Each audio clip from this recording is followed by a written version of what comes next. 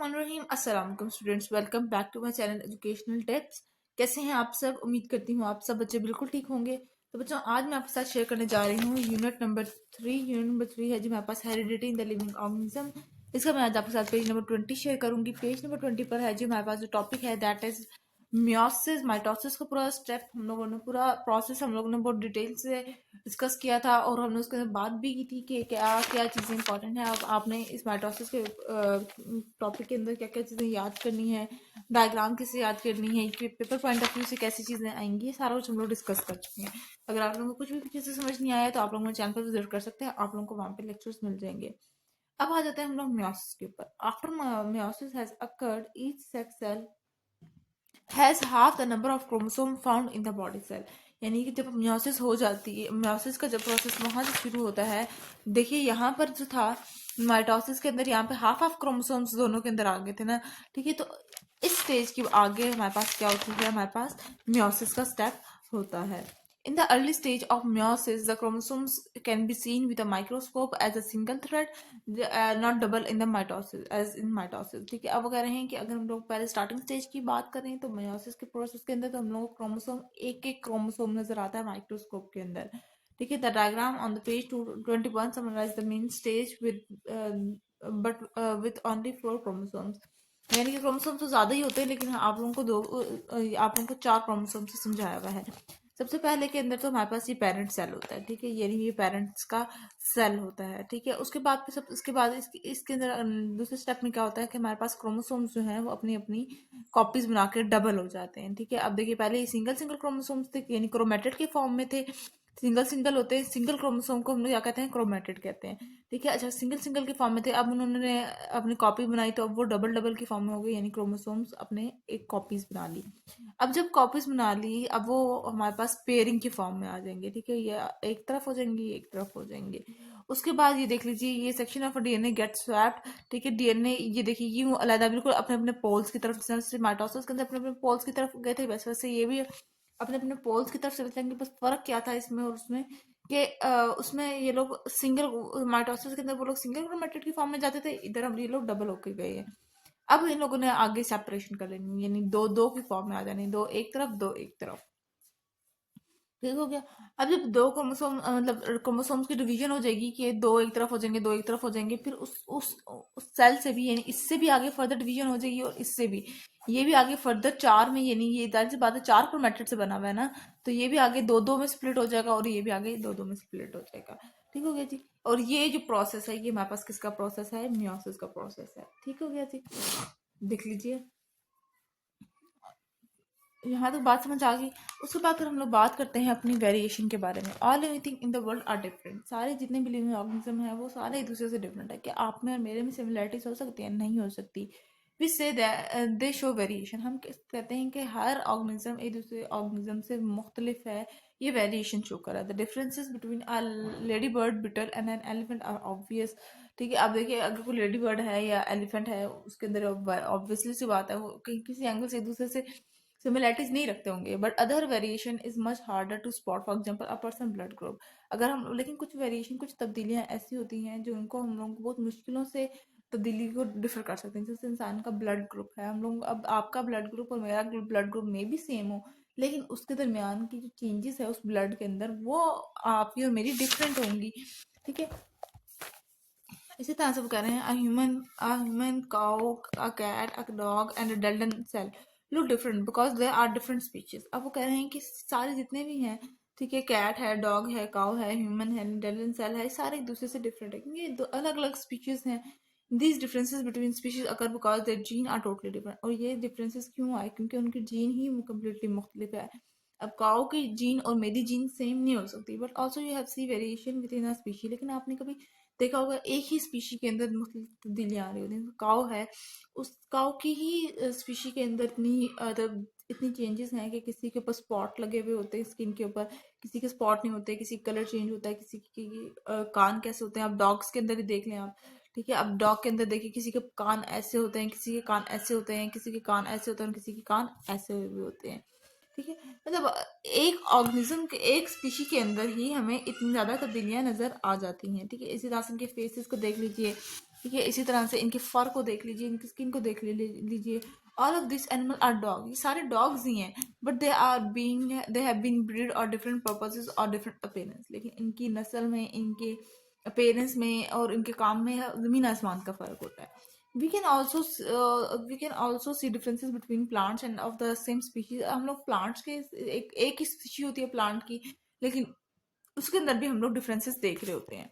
For example, in the height of a plant, the size of the flower and size of the leaves. जैसे कोई एक plant की height है, किसी की लीव्स हैं और फ्लावर्स हैं, सारे चेंज होते हैं दूसरे प्लांट से। Similarly human show range of variation that they share with other members of the human species. इसी तरह से अगर हम लोग इंसानों की बात करें तो सारे इंसान एक दूसरे से कितने ज़्यादा डिफरेंट होते हैं। वो एक ही स्पीशी है ह्यूमंस की, लेकिन सारे एक दूसरे से डिफरेंट है। For example, all human being have an internal skeleton made up of bones, two legs and the nose set between two eyes, but humans do not have all the same eye colour, hair colour, feature और body shape. अब वो कहते हैं कि हम सारे एक ढांचा ही है और हमारे सबके हड्डियां ही होती हैं, हड्डियों का हमारा हम सबका स्केलेटन है, हम सबके पास नोज है जो दो आंखों के दरमियान है, लेकिन फिर भी हम कहीं से भी एक दूसरे के साथ लिंक नहीं कर रहे होते। हमारा आई कलर डिफरेंट होता है, हमारा हेयर कलर डिफरेंट होता है, हमारा फेशियल मतलब चेहरे मुख्तलिफ होते हैं, हमारी बॉडी की शेप मुख्तलिफ होती है, यानी कि हर एक एक इंडिविजुअल, हर एक एक चीज़ दूसरी चीज़ से मुख्तलिफ है। ठीक हो गया।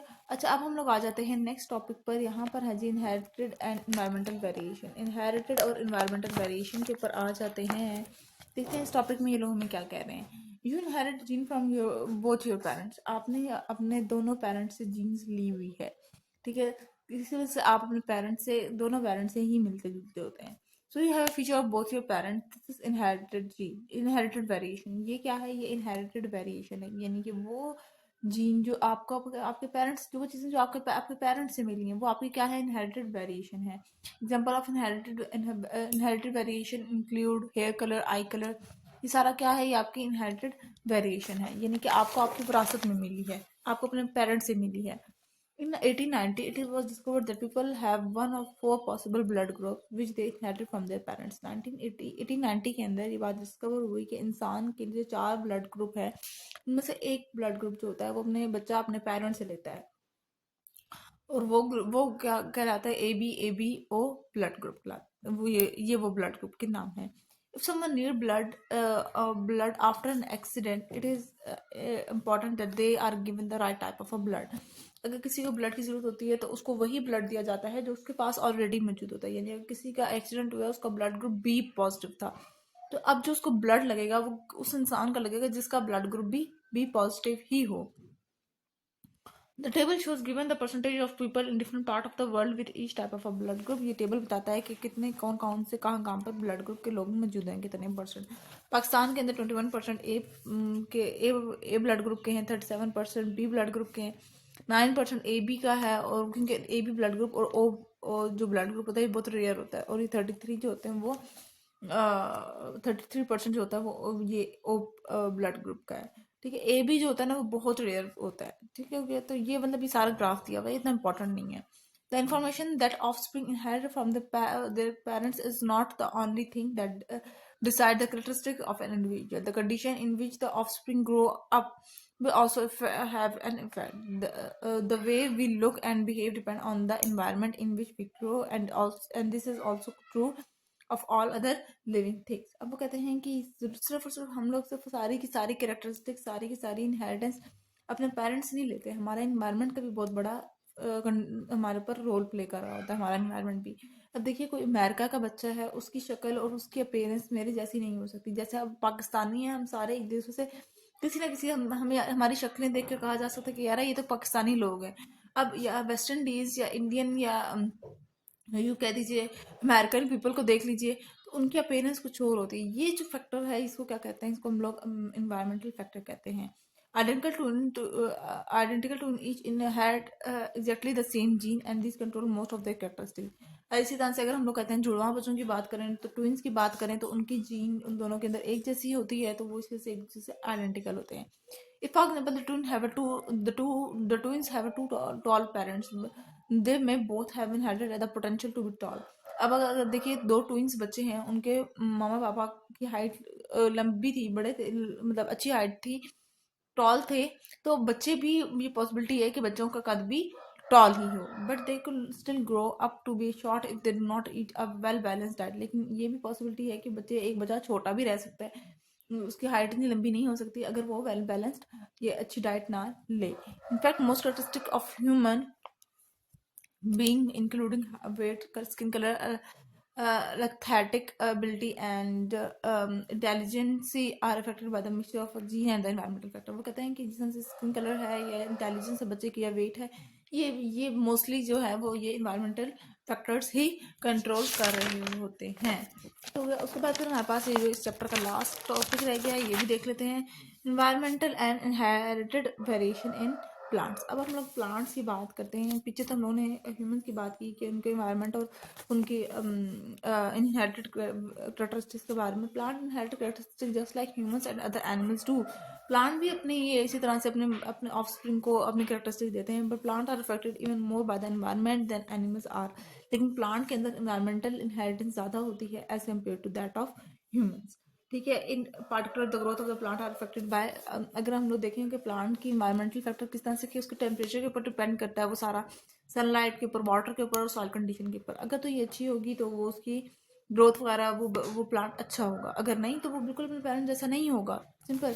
ठीक है, just like a little extra warmth, water और sunlight may double the size of the plant. अगर वो कह रहे हैं अगर हम लोग सनलाइट ज़्यादा दें या एक्स्ट्रा वार्मथ दें, ठीक है, तो इससे हमारे पास प्लांट का साइज बड़ा हो सकता है। As the changes will be little effect on the animal living in the same environment. ठीक है, लेकिन अगर हम लोग एनिमल्स के अंदर देखें तो ये इतना खास रोल प्ले नहीं कर रही है factors. Similarly, the lack of the essential mineral salt in the soil could leave a plant yellow, leave a plant yellow and as stunned, even though it has been gene necessary for it to be tall and green। अब देखिए इसी तरह से अगर हम लोग अगर एक प्लांट है उसके अंदर मिनरल्स की डेफिशिएंसी हो रही है तो उसके लीव्स येलो होना शुरू हो जाएंगे और उसके अंदर ये मतलब वो मुरझाया मुरझाया सा होना शुरू हो जाएगा। जबकि उसके अगर हम लोग जीन देखें तो उसके अंदर उस मजबूत प्लांट की जीन थी। ठीक है, तो ये वो फैक्टर्स होते हैं जो कि डिफरेंस आ रहा होता है इस तरह से करके एनिमल्स और प्लांट्स के अंदर। तो ये था आज का लेक्चर, होप आपको समझ आ गया होगा। अगर आज का लेक्चर आप सबको समझ आ गया है तो मेरे चैनल को सब्सक्राइब कर दीजिएगा, वीडियोस को लाइक कर दीजिएगा और साथ साथ बेल आइकन को प्रेस करना मत भूलिएगा। इससे ही मेरे आने वाली हर लेटेस्ट अपडेट सबसे पहले आप तक पहुंचेगी। मिलते हैं किसी और वीडियो में, दुआ में याद रखिएगा, अपना ख्याल रखिएगा, जाते चैनल को सब्सक्राइब करना मत भूलिएगा, कमेंट बॉक्स में बताना मत भूलिएगा कि आज का लेक्चर आप सबको कैसा लगा। अल्लाह हाफिज़।